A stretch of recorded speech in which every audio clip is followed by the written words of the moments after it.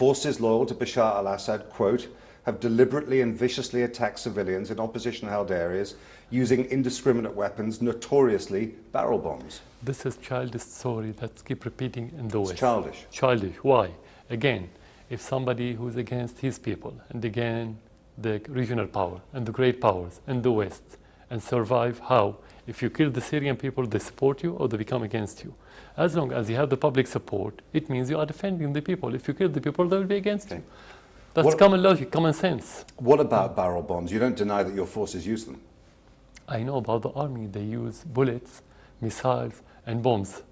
I haven't heard of army using barrels or maybe cooking pots. Large barrels full of explosives and projectiles which are dropped from helicopters and explode with devastating effect. There's been a lot of testimony about these things. They're called bombs. We have bombs, missiles, and bullets.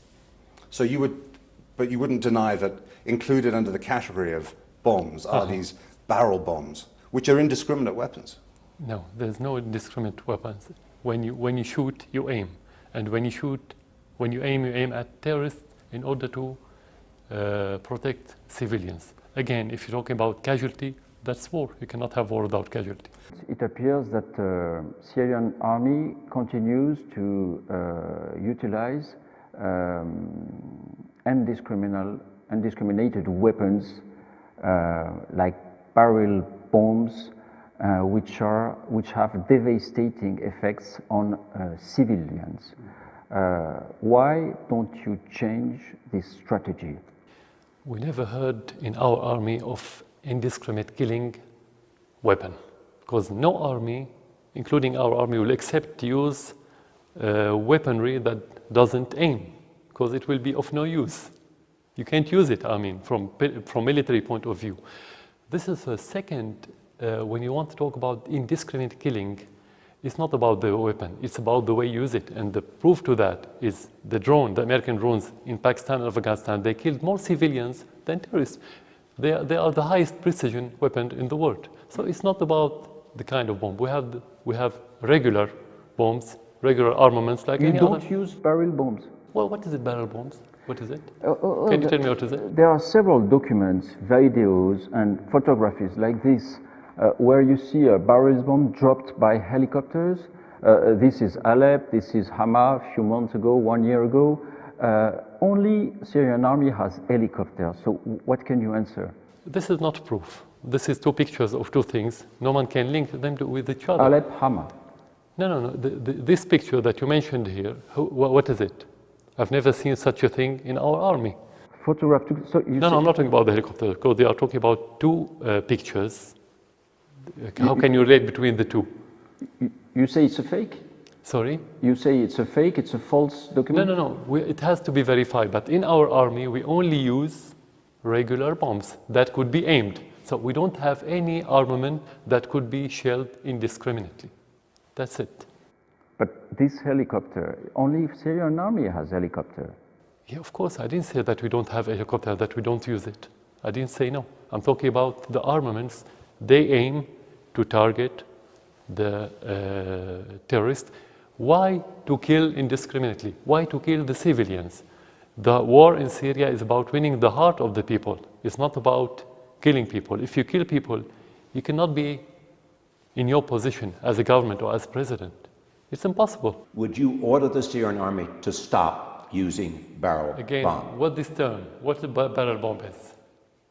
I mean, do you describe the missile that you have by being cylindrical? It's a bomb that inflicts terrible civilian casualties. Any bomb is made, and missile and even bullet is made to make casualty, but not civilian. There's no military means was made in order not to kill. But how you use it, it's again about the way you use it. It's not about the bomb. If you want to talk about casualties, that's another issue. Every war is malignant. Every war is bad. You don't have benign war. And that's why wars are bad, because you always have casualties. But that's not related to certain kind of bombs or bullets or whatever. This is completely another issue. Are you denying that barrel bombs are being used and inflicting great casualties? Again, I always say, what is a barrel bomb? We use a bomb, we use missile, we use airplanes, we use bullets, you don't describe what we use by the shape, whether it's called barrel, spherical, cylindrical, and so on. You don't describe it this way. You use armaments. If you have casualties, it's a mistake that could happen in every war, but your aim is always to kill terrorists, not to kill your people, because you have support by your people, you cannot kill them. But you are acknowledging that they come from helicopters, barrel bombs. This is technical issue, military issue, how to throw. No, you can throw them. But only one. No. You can throw bombs by any airplanes. You can throw them by missiles. You don't have to use helicopters. You can use them the way you want. But if I hear you correctly, Yeah. is that you acknowledge that their barrel bombs are being used, but they're like other bombs in your judgment, and they're not necessarily any different than other weapons. That's what you seem to be saying. We don't have a bomb that's called barrel bombs. This name came through the media or from the media. Well, we can describe We what don't it have is. it. What you call our bombs, that's related to the media. And that's used by the militants, then adopted by the West in order to demonize the Syrian army. We don't have something called barrel bombs that killed indiscriminately. If you have a strong bomb or a weak bomb or good bomb or whatever, I mean, you can call it whatever you want. We have regular bombs, traditional armaments. That's what we have. We see pictures of children being killed, children at hospitals. We see pictures of demolished hospitals. Who's targeting those hospitals? Let me tell you something about those pictures of children. Of course, in every war, there are victims. There are innocent victims. And that's why every war is bad war. But if you look at those pictures that they've been promoted as pictures in the Western media, they only singled out few pictures of children that suit their political agenda, just to accuse the Syrian government. While you've been here now for 2 days, and they've been daily shelling from the eastern part of Aleppo toward the rest of the city, and there was wholesale killing and destruction of the other part of the city, and tens of victims and tens of wounded people from Aleppo. But the Western corporations didn't talk about them. The Western officials didn't issue a single statement regarding those children and women and elderly and innocents in general. So this is part of the propaganda and demonization of the government in Syria. That doesn't mean when you have war again that you don't have victims. But residents in the area, eyewitnesses, international aid organizations, all saying that the hospitals have been targeted. When I look at the pictures, I see hospitals, I see the beds inside the hospitals, and it to me really looks like it is demolished, it has been targeted. So who is targeting the hospitals? I don't have the answer to which hospital are you talking about. The M10 hospital. Because we don't have any fact about it. We only have allegations. So answering allegations should be only through... But pictures is facts. Pictures cannot tell you the story, even videos. Everything could be manipulated these days. I wouldn't say that there are no such attacks on any building, but as a government, we don't have policy to destroy hospitals or schools or any such facility to the people for a simple reason. First of all, morally. The second reason, that if we do so, we are offering the militants the incubator, the social incubator that they've been looking for. It's going to be a gift, something we wouldn't do because it's against our interest. It's like shooting ourselves in the foot. If there's such attack from the army, it could be by mistake, but we don't have any information that thing has happened. All what we have is allegations, and only in the Western media. Analysts and a lot of journalists say that you have helped ISIS to emerge because it's an opportunity for you to appear like a shield, a rempart, un bouclier. But ISIS was created in Iraq in 2006 under the supervision of the Americans. I'm not in Iraq, and I wasn't in Iraq. I wasn't controlling Iraq. The Americans controlled Iraq. And ISIS came from Iraq to Syria because chaos is contagious. When you have chaos at your neighborhood, you have to expect it in your area. But there were ISIS at the beginning. No, let me continue. Whenever you have chaos in certain country, this is a fertile soil for the terrorists to come. So when there's chaos in Syria, ISIS came to Syria. Before ISIS became Al-Nusra Front, which is Al-Qaeda. And before that, you had Muslim Brotherhood. They all represent the same grassroots, and for ISIS to come later. You know the accusation that has been made that you have concentrated your forces in recent years against the non-jihadist parts of the armed resistance, the armed opposition to you, and that you have tried to give Syrians essentially a false choice between you and between the likes of Al-Qaeda and Islamic State by trying to eliminate the middle ground. Perhaps it's worked well as a political tactic, hasn't it? Was that your idea? Anyway, Obama answered your question when he said a few months ago that waiting for, or depending on what they called the so-called moderate opposition was a fantasy. It was only puppetry. This is the reality.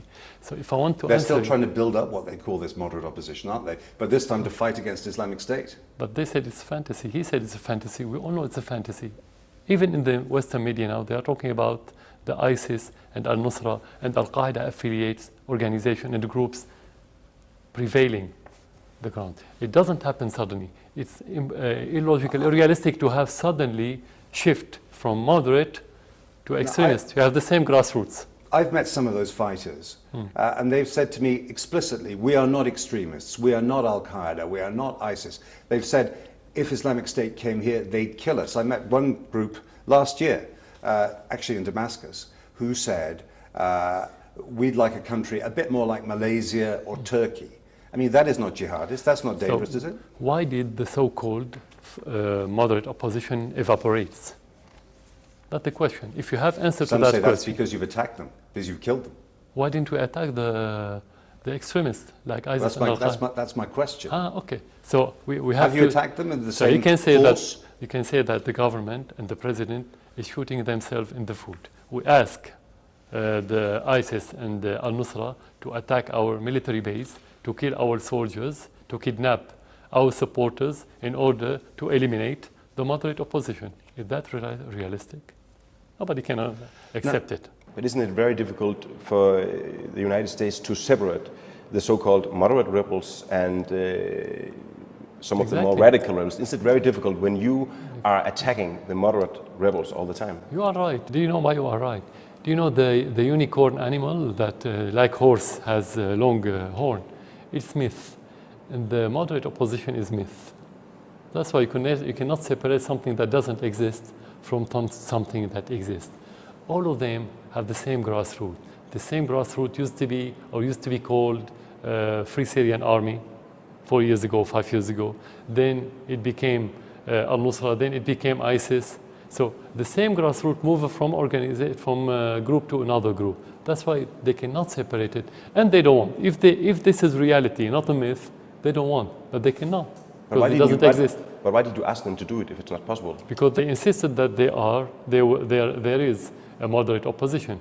And the Russians told them, okay, if there is a moderate opposition, please separate those moderates from the extremists. And they didn't work because they don't exist. That's why. Why have you spent more time attacking Aleppo than Raqqa? But we didn't attack Aleppo. We tried to get rid of the terrorists everywhere. But were the terrorists in Aleppo or were they moderates? In Aleppo? Yes. No, you don't have any moderate militants in Syria. No moderate militants in Syria? No moderate. Again, go back. Everybody, so the definition of a terrorist is what? Of terrorism? Whenever you hold a gun and kill people and destroy public buildings, destroy private properties, that's terrorism. So anyone who opposed your government in Syria and used military tactics was a terrorist? With the military tactics? Using or without? Using weapons too. The word opposition everywhere in the world, including your country, is a political opposition. Do you have military opposition in the United States? Would you accept it? You wouldn't. And we wouldn't. No one accepts military opposition. Military means... It's one thing to say there's military opposition. It's another thing to call them terrorists. Military opposition is terrorism. Whenever you hold a gun and machine gun and try to destroy and kill and threat, this is terrorism by every definition in the world. It's not my definition. Whenever you want to make opposition, it's going to be political opposition, like your country. Use the same criteria. We don't have different criteria than the one that you have in the United States or in Europe or anywhere else. I spoke to a teacher who'd come from Kabul, which is an area which has been held by the rebels, after her school was hit. And she said by shelling coming from the Syrian army side. And she said, it's the president's responsibility to keep children out of this war. It's okay for him to fight the terrorists, but what have children done to deserve this? They don't have weapons. He needs, both sides, she said, but he said he needs to stop shelling the schools. What is your message to her? What's the aim of shelling schools, realistically? Why do a government shell a school? What do we gain? Have you shelled schools? Why? No, definitely why? Because if you don't have interest, put aside the duty, put aside the morals of the issue. Talk realistically. What's the aim of any army to shell a school? Do you deny anything? The government is going to pay to rebuild these schools. We are paying to maintain the destroyed schools. How can we shell schools? Why do you want to kill students and children? What do we get? That teacher had the wrong idea. Again, it's different between having casualties during the war, because that's a war, and every war in the world has these side effects, and between aiming at school. That's a big difference. What keeps you awake at night? What keeps me awake at night? Many reasons that could affect any human life. Could be personal, could be your work. Your job? Could be your job, could be personal. Like I'm a human. What could any human be affected by? I will be affected with the same factors. People around the world who are watching these terrifying pictures coming out of the eastern part of Aleppo, if they maybe think that you are denying facts, that you also have some kind of responsibility for the victims, for the bombing of the hospitals, for the bombing of the civilian infrastructure. Do you understand that some people, they may think you are denying facts? Yeah, look, if we've been faced by lies since the beginning of the war on Syria, accepting those lies as reality doesn't make me credible. It's not mean to, I wouldn't be credible if I say, oh yeah, you're right. That's why I said, there's difference between accepting policy, that this is a policy, or accepting that they always have mistakes. I didn't deny any mistake to be committed by any individual. I said there's always mistake. There are always mistakes committed in any war. So you don't think that you are one of the reasons for the war?